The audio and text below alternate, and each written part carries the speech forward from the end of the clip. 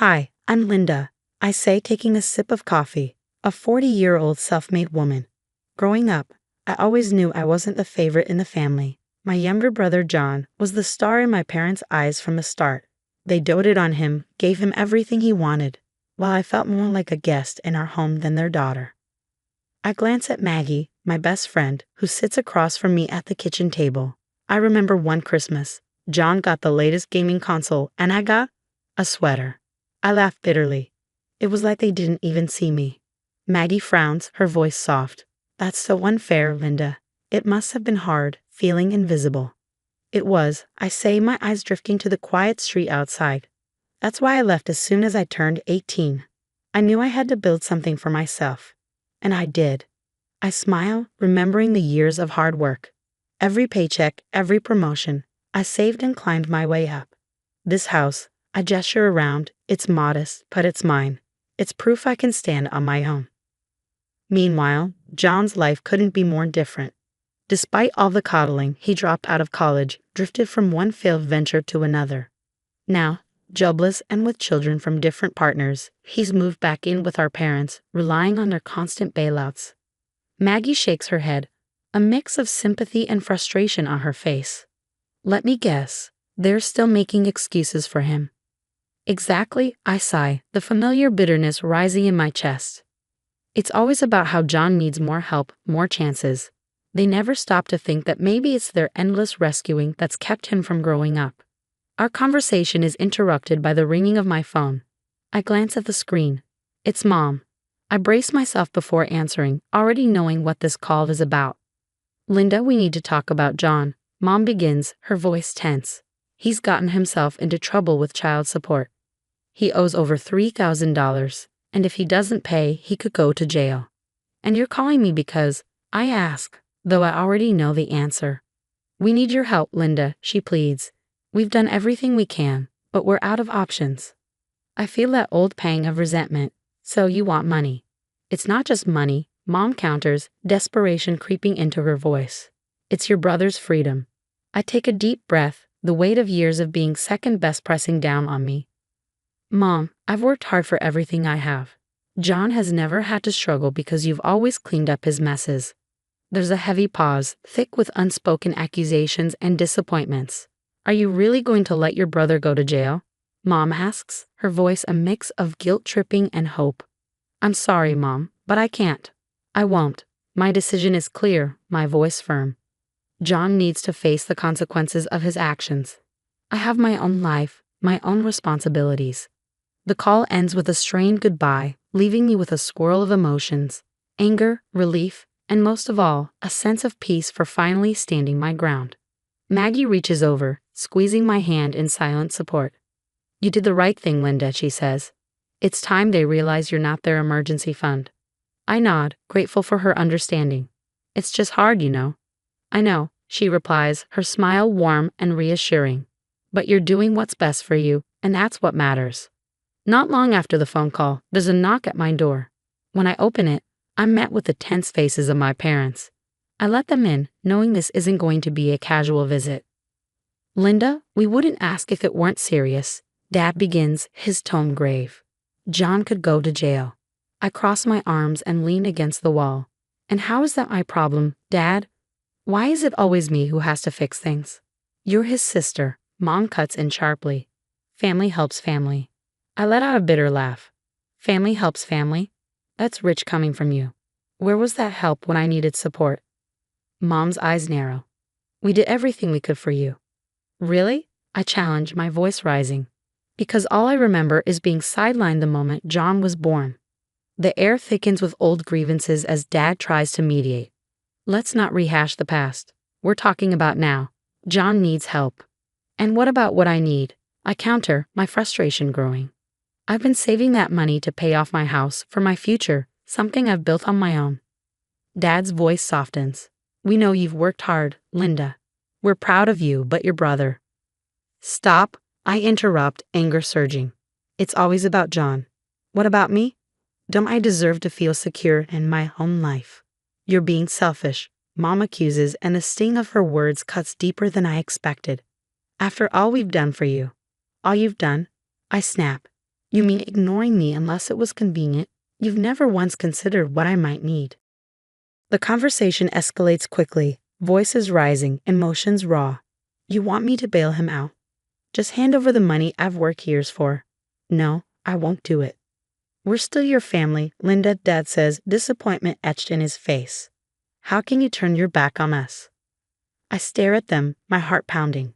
How many times did you turn your back on me when I needed you? Where were you? Mom's eyes fill with tears. We came here hoping you'd understand the gravity of the situation. John is your brother. And I am your daughter, I reply sharply. But that never seemed to matter much unless it was convenient for you, I added, my voice heavy with the weight of unspoken truths. A painful silence followed, thick with the tension of everything that had gone unsaid for years. Finally, Dad broke the quiet, his voice low and measured. So you won't help? I can't. I won't, I reply, standing firm. I have my own life to think about. It's time John learns to deal with his own problems. Mom's eyes flash with a mix of disbelief and anger. You'll regret this, Linda. You're choosing money over your own family. It's not about the money. It's about respect. Something I've never really gotten from you. This is where I draw the line. After my parents left, the house felt eerily silent, like the calm after a storm. But I knew this quiet wouldn't last. The real tempest, the gossip, the family opinions was still brewing. It didn't take long for the news of our confrontation to ripple through the family. Calls and messages started flooding in, each one reminding me of the divide my decision had caused. Some relatives were quick to criticize, echoing my parents' disappointment. How could you refuse to help your own brother? One aunt scolded over the phone, her words sharp and laced with judgment, meant to guilt me into reconsidering. But amid the disapproval, there were also voices of support. Maggie, ever steadfast, rallied our circle of friends. You did what was right for you, Linda. Don't let anyone make you doubt that, she reassured me during one of our late-night chats. Then there was my cousin Lucas, a distant relative who had always seemed to understand the family dynamics better than most.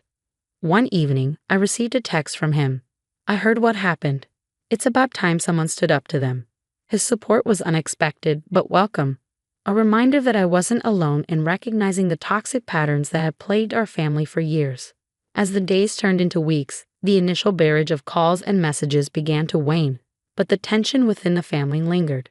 I attended a family gathering knowing well the kind of reception I might face. Walking into the room felt like stepping onto a battlefield. Eyes tracked my every move, and whispers barely concealed themselves throughout the event. Lucas stayed by my side, his presence a quiet pillar of strength.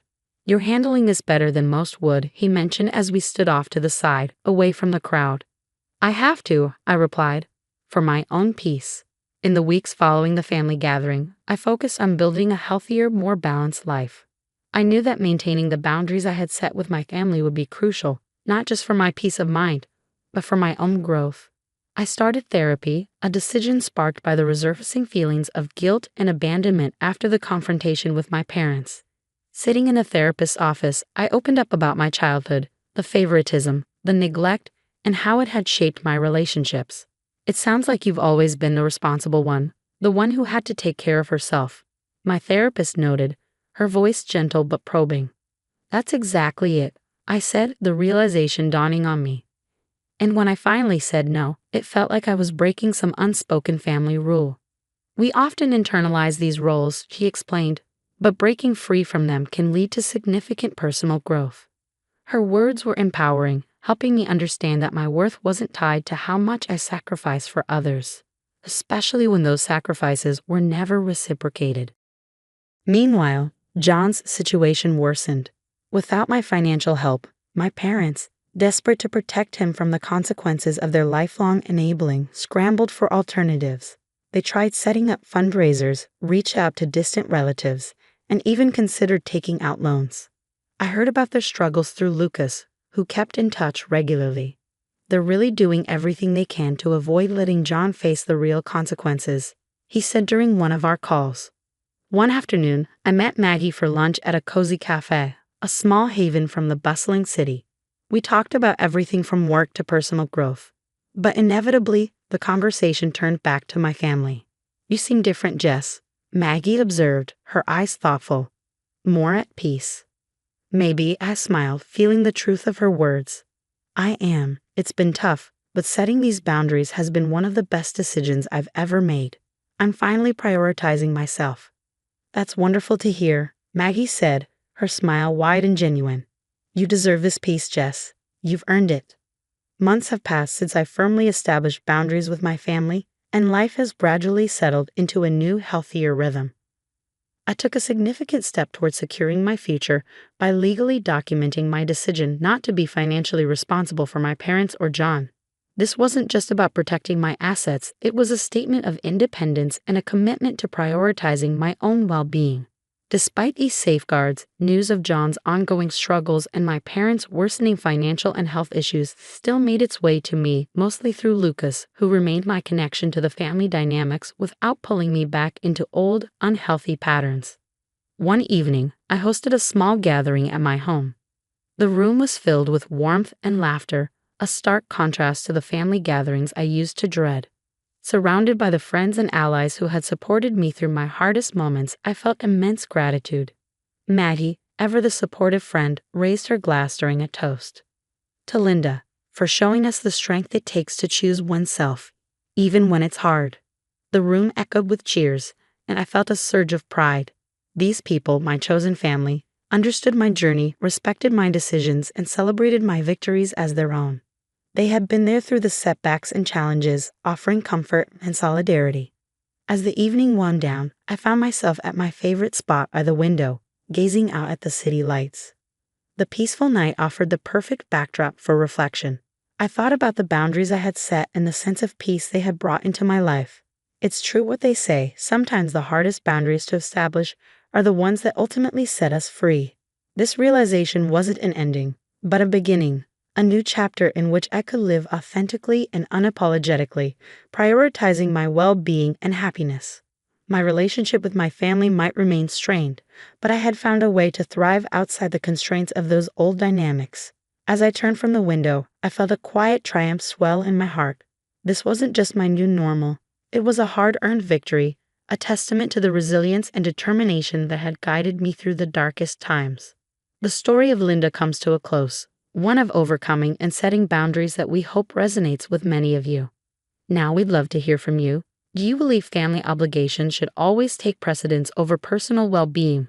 Or is it sometimes necessary to put yourself first in order to truly help others?